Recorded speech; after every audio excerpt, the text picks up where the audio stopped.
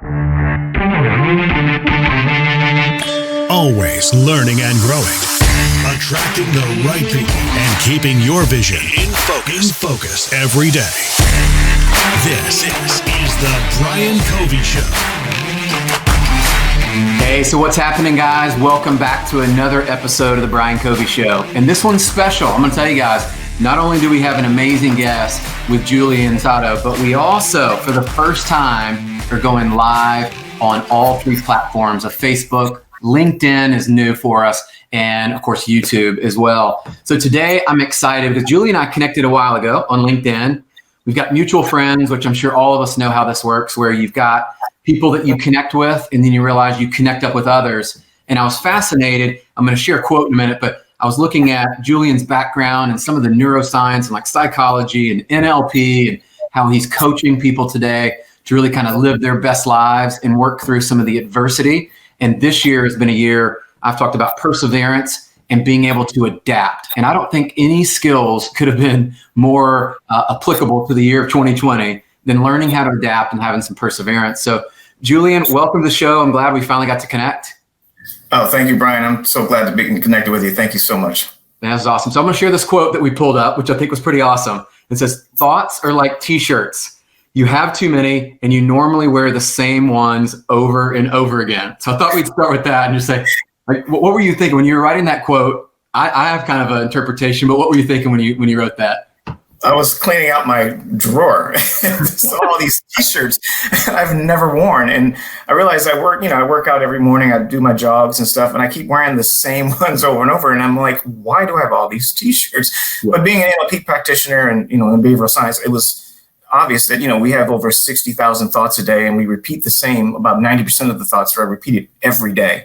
And it just hit me. It's like, I'm using the same ones every time I use them. And the ones I've gotten from my mother when she travels and, here in Cancun, I've never worn those shirts. So why do I keep them? So it's just, it was one of those things that came to mind. So I posted it. So yeah, cool. It's been working. I've heard that before. So I'd love to share a little bit more around. I've heard that we repeat our thoughts every day, and I've kind of been studying it the last few years, very intentional. And one of the things I figured we would probably cover is for most people, they repeat those same thoughts, which means they probably repeat the same behavior, and their days start to look the same. And I started really studying about our subconscious and some of the power there of what we could do if we actually wanted to make change in our life, whether that was health, whether that was spiritual, whether that was just, anywhere in our life we wanted to improve. Is it really 90% of that is that the thoughts just keep cycling? Well, yeah, if you put it in perspective, thoughts really, they transcend when feelings, right? So your emotions that you have every day are usually repetitive, and those emotions drive a thought to those emotions. Like, why do I feel this? And you normally use the same wording that represents that feeling. So I can look sad, but I might feel angry, right? So or vice versa. And I might say, well, I'm not angry. I'm just a little disappointed. So I've used the word disappointed many times to express a feeling. So we use the same expressions to say how we feel, and that comes repetitively. And so we keep repeating those same emotions over and over, which is why a lot of people don't change. We can read the books, but we don't apply the feeling behind what that book is saying. We might have it in our head, but we don't apply it to how it affects our emotions. So that's the key to, like you said, the subconscious and learning how to address that. And that's what I love to teach. And that's what I love to focus on when I'm in anything I'm doing. It's like I'm looking at the behaviors behind it. Like, what's the trigger, if you will.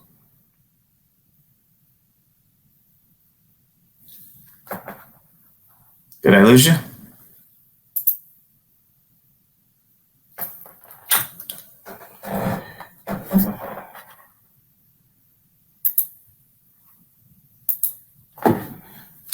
I lost you?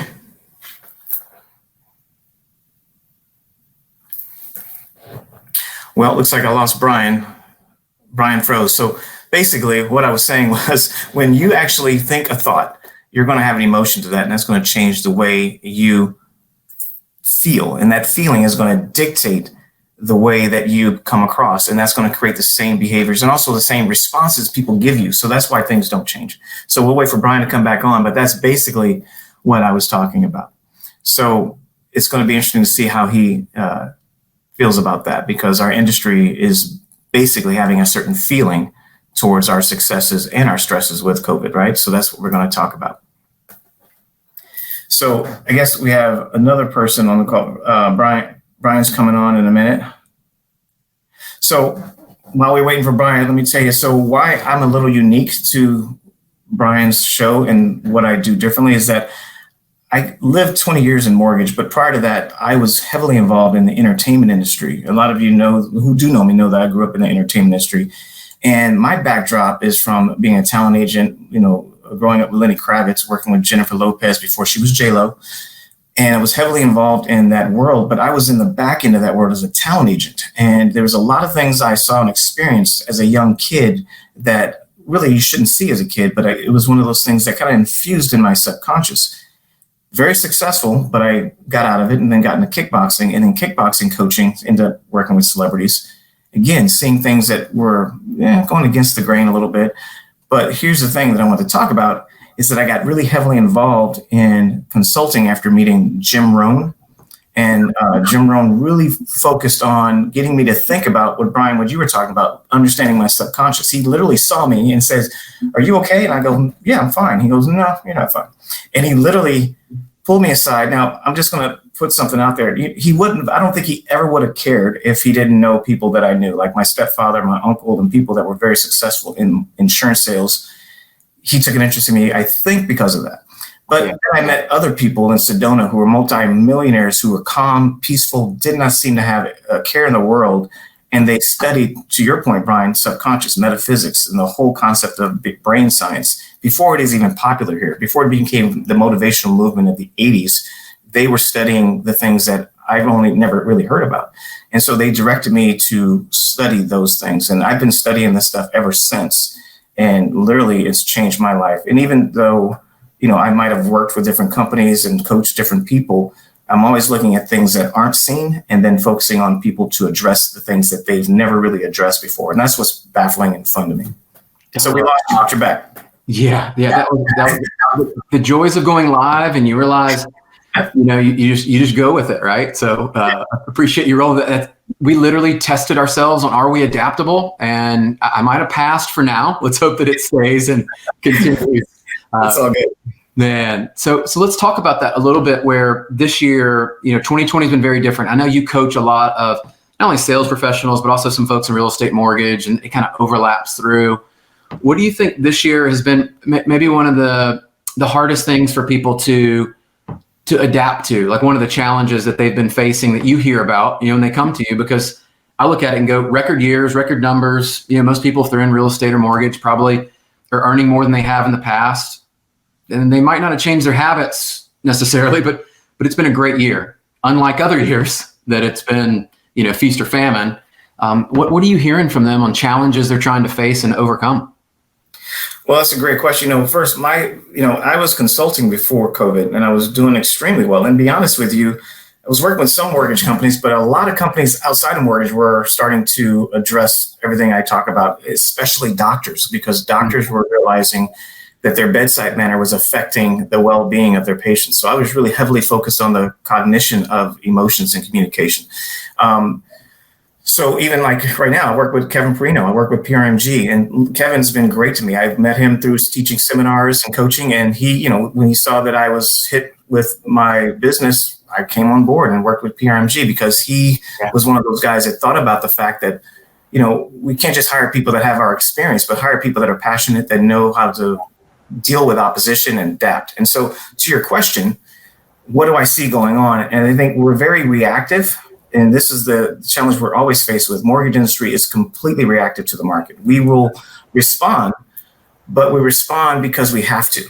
Yeah. And because we're having to respond, there is a certain edge to that response, whether it be I'm going to blow up or talk rude to my processor, my LOA, or I'm going to be quick and I need this.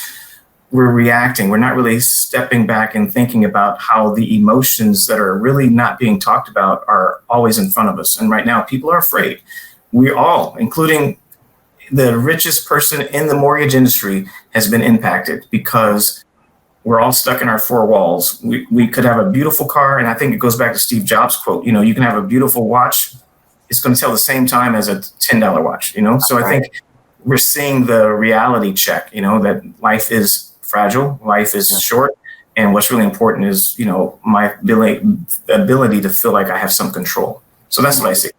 Well, and I love that too, because this is something really why we started the podcast, and I've been learning and sharing is like understanding your values and your beliefs. And I think this year, at least for us and a lot of people in my circle, it doesn't matter, to your point, how much money you have or don't have. If you don't have solid relationships in your health and you have a foundation of you understand who you are and like what you believe and those things, this year I've seen people that have worked 80, 100 hours a week, and it's almost like that badge of honor that used to be. And I think we'll look back on this year, and I know one of the things I'm going to take away is the time with my family. And I know we were talking about that before, is like my two oldest just went back to school in person actually yesterday, and today's the second day. And I'm like, this is crazy, right? Like they were here, now they're gone. I don't know how to feel. Like honestly, there's some mixed emotions of I liked them being here because I could just pop in downstairs. Now they're gone. And that, to me, you kind of wrestle with it. But as I heard you talking about this, I wonder with the people this year, what are the lessons you would hope people would take away? I think 2021 is going to be here before we know it. I really do. I think it's going to accelerate. What are some of the lessons as you're coaching people and you're like, hey, this is where we need to land the plane a little bit, in the sense of like, we need to learn something from 2020. What are those lessons we should take? This is going to sound really strange, and it might come across. Stop learning. I mean, that's it. Here's the truth. I mean, we're talking, I love doing these, but here's the challenge. Everyone is speaking about the same thing. It's like everyone's trying to give us a lesson, which is great, but really step back and say, am I applying all these things that I already know? Like, it's almost like having to learn people ask people how they lose weight. Well, it's really simple. We know how to lose weight. It's just like, you don't need to keep looking at a book, or start applying what it takes to change your life. And it really goes back to what you just said. It's important. So don't fall prey to the sales pitches and think there's something else out there. You already have the answer. It's already in you. You just have to embrace that and stop second guessing it. And I think that's what I think a lot of people are doing. And I did it. I was infamous for this. After meeting Jim Rohn and digging deep, I became an avid learner, but not a doer. I kept absorbing all this information and never really looking at how it applied my own life. I just became really good at knowing it. So I think I would say people have to start applying the things they know, blocking their time for that personal time, and forcing themselves until it becomes a habit to be the person you say you want to be, and stop using your past as your identity and start helping others get past their past. And that changes your identity because it gives you a new future. It gives you a new reality because your past becomes such a history that the most recent past becomes your new identity. And I think that's why I like doing these. I mean, I have a call on Tuesday mornings with my clients I used to coach, and we all talk, and I keep giving that. I'm not charging them, but we talk because it's infusing the thought of changing behaviors, and you have to do that. So that's what I would say we should start doing. I love that. And there was this quote, I'll probably get it wrong, but it was something about, we're drowning in information and we're starving for wisdom. Right. Yeah. And I think it was Nietzsche or Goethe or one of those. Yeah. One of those, right? So I think about that quote a lot. And one of the coaches I work with shares that all the time. And you're like, think about today in 2020, there is no limited amount of information. You can go on and Google, YouTube, look wherever you want to look. And there's always gurus to tell you. But until you actually go and apply it, it's a whole nother thing. And I actually shared something this morning we were talking about in this kind of entitlement and almost like there's an easy way to success type of movement that I can see. And it's like, I don't personally believe that, right? Like that's a really tough thing to go into, because then I find when you move that direction, you kind of lose your sense of gratitude. And to your point, you lose the sense of, I need to work for an outcome. Like it should be given to me. I showed up today. I should just make the sale. I'm just here, right? Like that's just the way it should be. It should be easy. There's another one I love, as I share with you. It should be easy this year in 2020 because we have all this technology. We have all these things. It should just always work. And like we just found out going live, it doesn't always work, right? Just adapt. But here's what's crazy, what you just said. And I have another quote. I say, if we were a seed living in soil to be a tree, it would take us 3 years to get to the the sun, because we would keep looking for the easiest path to the growth. And I think that that's our human nature, is we look for easy. And that's, you learn about the brain. It's not something wrong with you because you look for easy, right? But it's recognizing that it's natural to want to look for easy. And that's why there's 99% of the population living in the same reality, because we're living in the easy. So you can be that 1% by saying, I know that's human nature, but I'm going to go against the nature of my humanness and be exceptional. And that's like Toni Morrison, the first African-American woman to win the Nobel Peace Prize. She literally said to college students graduating, nothing of value is ever easy. So just know that. And so no matter what you do, there's work to it. And to your point, Google, there's a lot of gurus, but I don't see them as gurus. It's just people give information. And there's nothing wrong with that. But it's when they use the green screen to show their boat that I have a problem with that. When they say, I'm living a millionaire's life because I did this 1, 2, 3 step. Well, there's like basis points in a point. It's like there's 100 different steps in that one step. So we have to kind of put that in reality. And I love that. And you mentioned that 1%. And, I grew up as an athlete and all that stuff. And I remember our coaches would ingrain, it's like, you got to do today what others won't do. So tomorrow you can do what others can't do. You put in work. Like, what are you seeing today? And what do you think about how do people move towards that 1%? Because I get it. It's an elite group. You could have 10 people listening right now, and maybe one get it. Maybe we got 101 get it. I mean, if we use the real math. Right. How do people move towards that 1% and actually take action? Because I think we've said that a few times, like, if you don't take action, right, it's not going to work. We need to put hard work in. What are some of the things as you're coaching and working with clients that kind of get them out of, I hate to call it the paralysis by analysis, but we just kind of look at it, we look at it again, we don't take action. Well, you said something that's really interesting. There's two things. There's a two-part answer to this. First of all, the fact that I want to get something is the problem, right? It's not that I want to get anything. It's almost like when I was teaching, I was working for a company and I was traveling the country teaching, and I was really heavily involved teaching emotional intelligence. Well, if you're going to go learn emotional intelligence so you can get more sales, you've lost the value of what that means, right? It's really understanding that I'm not trying to get anything. I'm trying to experience myself differently.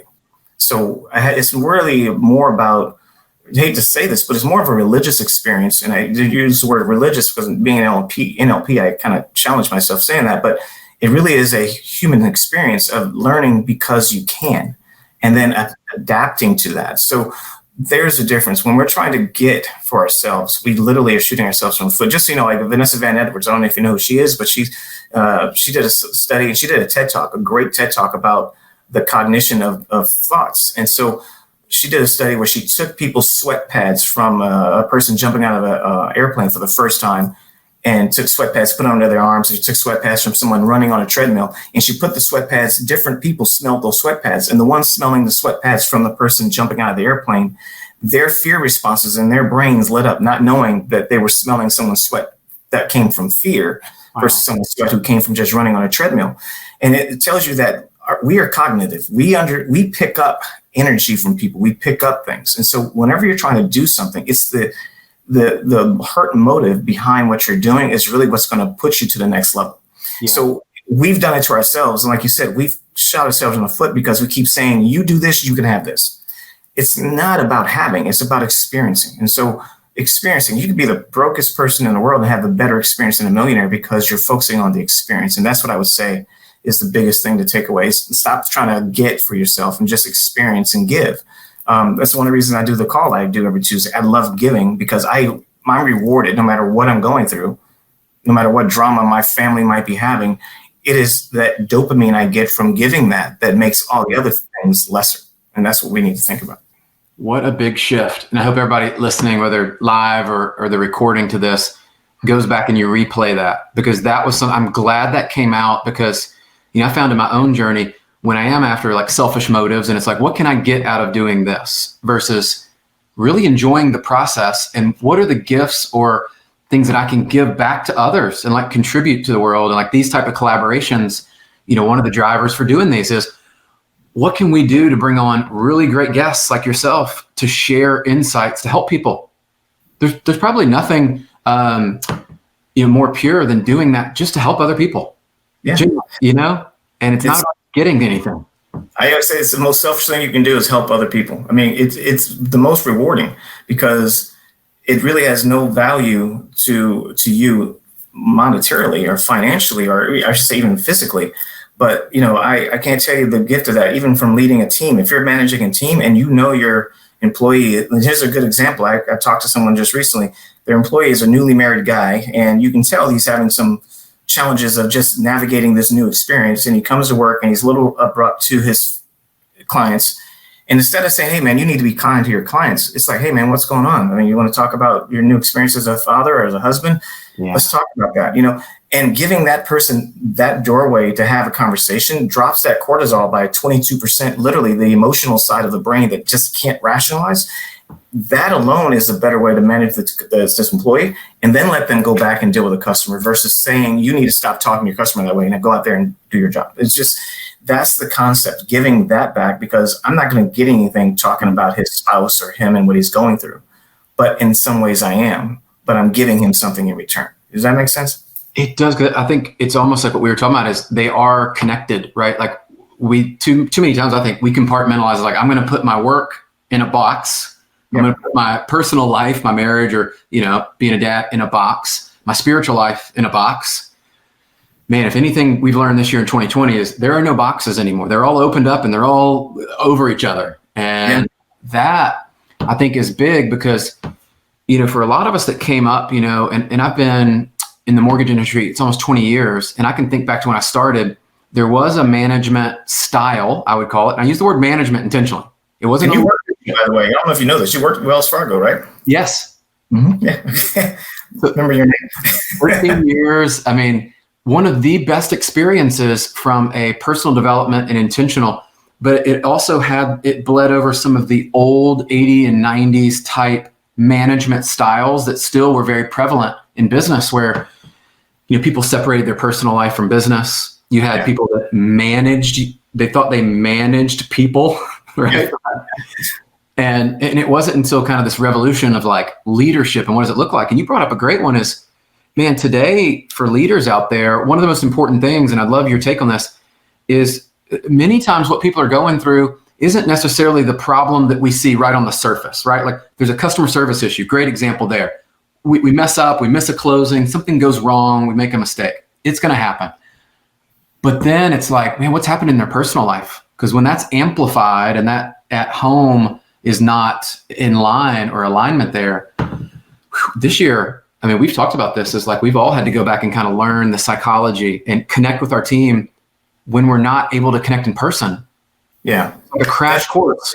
That's the biggest problem. I say problem loosely, but that's the biggest concern I have in our industry, is that a lot of the leaders have been living by the metrics. And I think right now we have a lot of PTSD that is filtering into our business. And we have a new generation coming into our business as well that has never experienced the type of management you just talked about that we used to experience in Wells Fargo and beyond. You know, it's like that conversation literally will shut down that new generation coming into our business, because they have been told throughout the rest of their entire life that things should be easy. If you just need to do something different, just hit reset and you have a new game, right? So there's a whole new reality that's out there. And, you know, people aren't listening to the celebrities anymore. You know, they're listening to podcasts, they're listening to YouTube, they're listening to influencers who have no value to working. It's about finding some resource so you don't have to work. Yeah. So you're automatically the enemy on that level. And at the same time,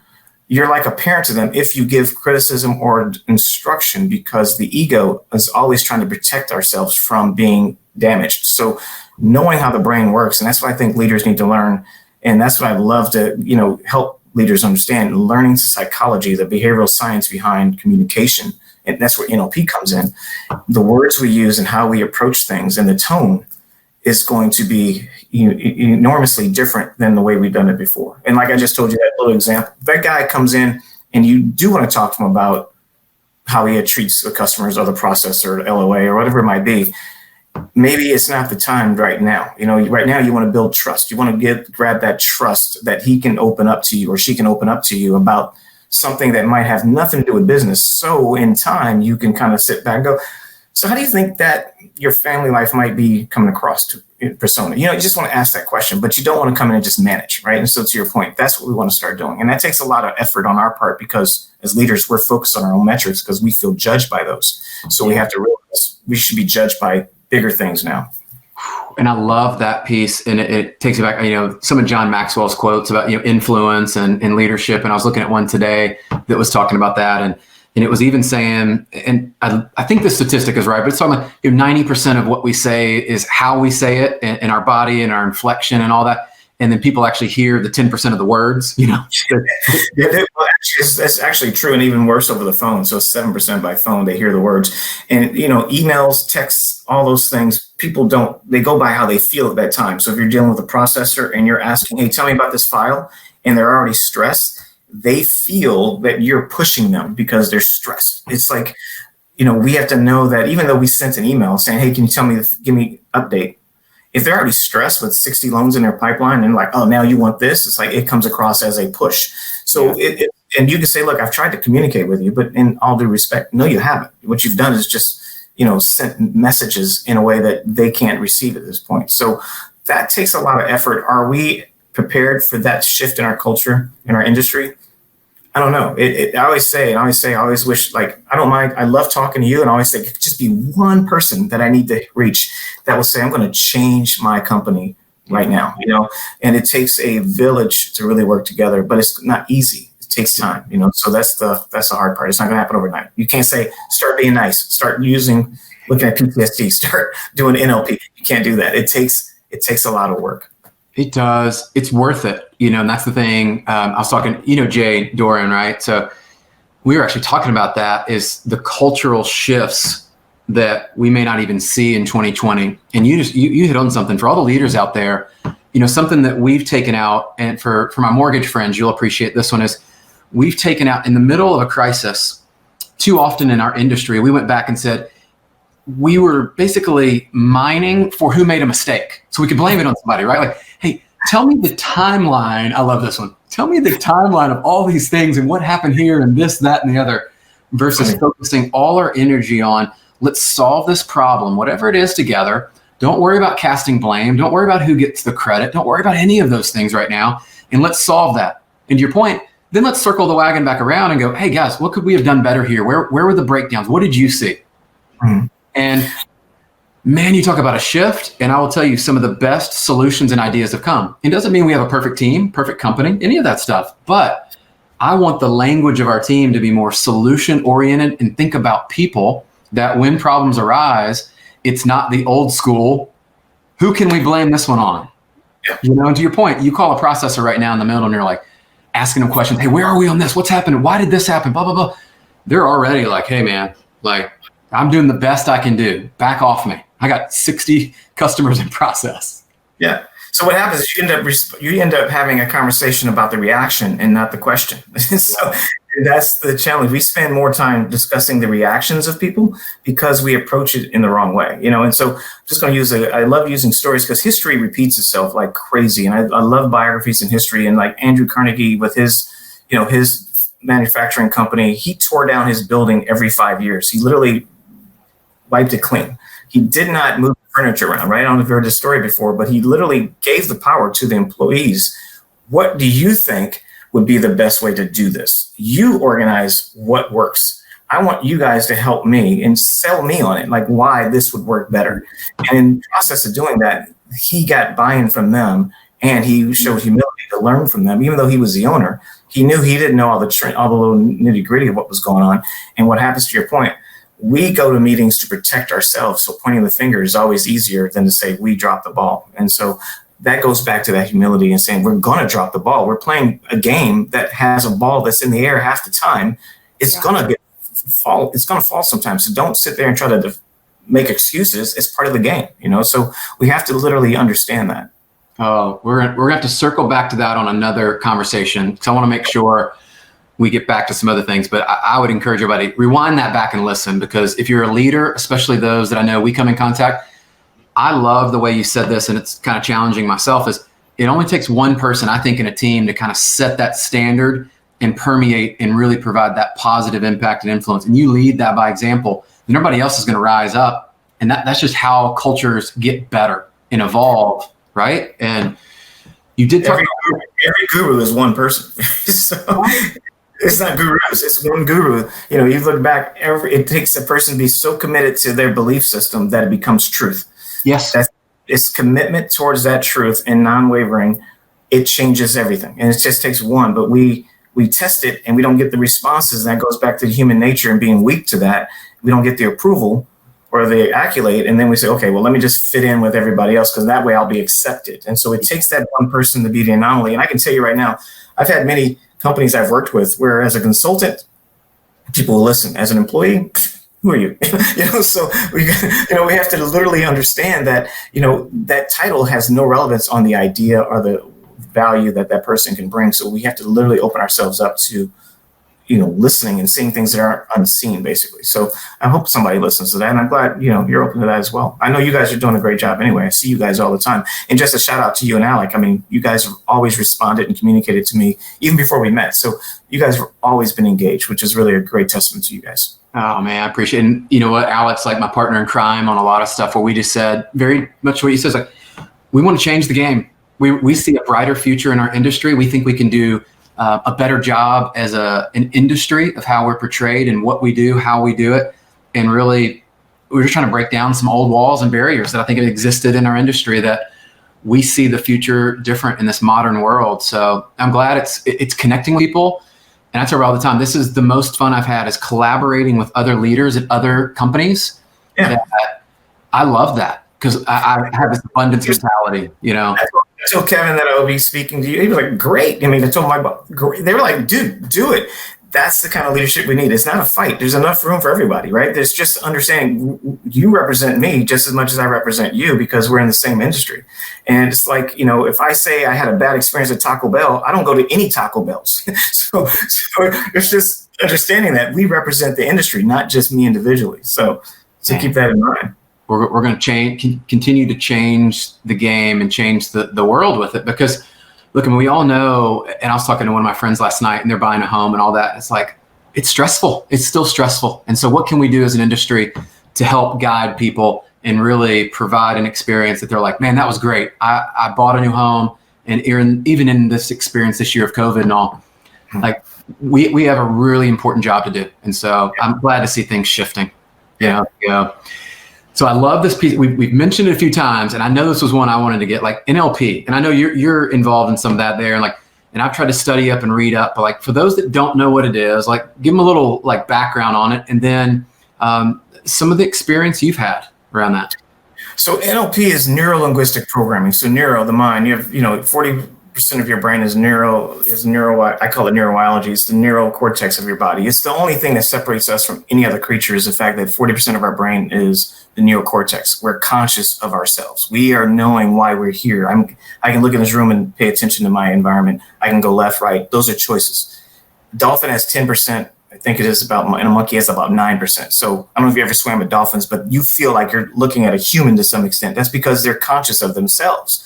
But we have 40%. So we're the only creature on the planet that does that. So neuro is thinking about the consciousness of self. Linguistic is words. So like if I told you I'm looking at a white Bronco right now, your subconscious is literally going to be thinking of maybe O.J. Simpson.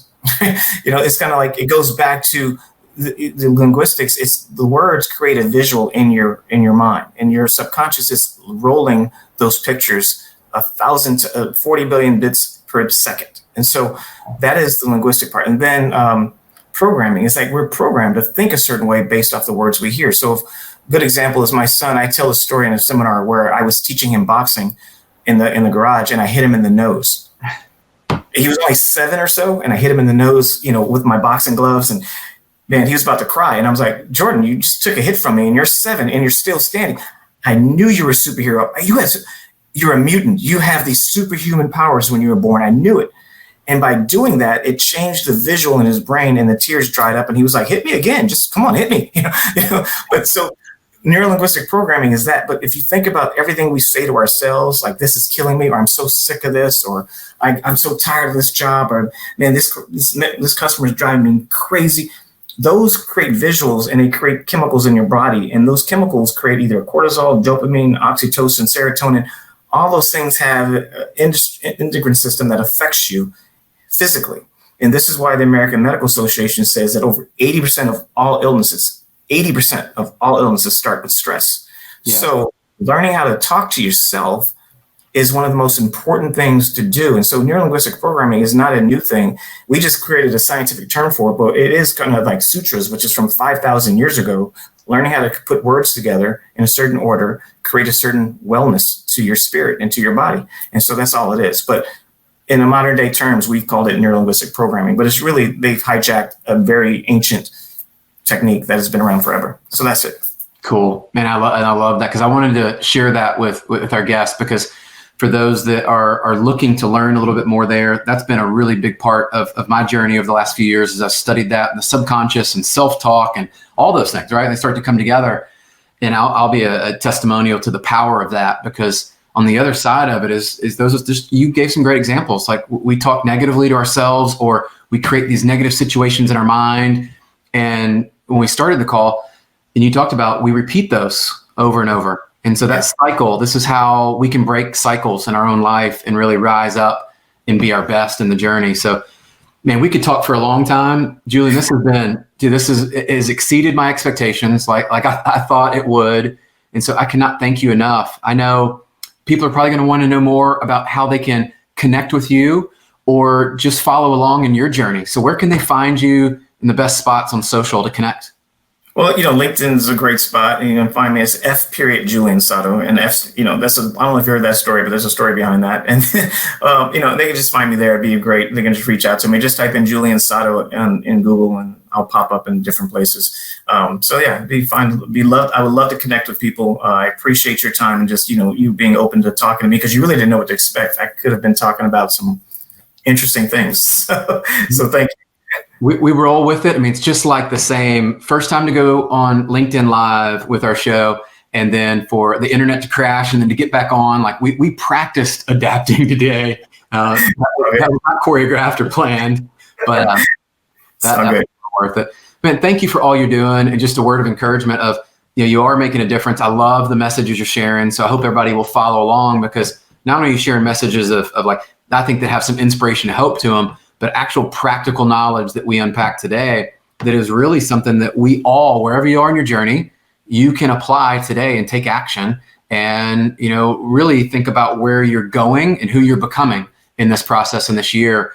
And we're all being challenged. How we respond matters. And really part of this whole podcast was around that. So if you guys will do me a favor, just if you go over to iTunes, if you'll like and subscribe, leave some comments there. I love the comments. I saw them coming over from LinkedIn today. That was new. We'll respond to those. If there's any guests or anybody you want us to have on future shows, we will do that. We'll probably start bringing back some guests that we've had as well, like Julian, is I've had people say, hey, bring them back on, talk about this, talk about that. And we just want to add value back to the community that we're able to serve. So Julian, thank you for investing time with us.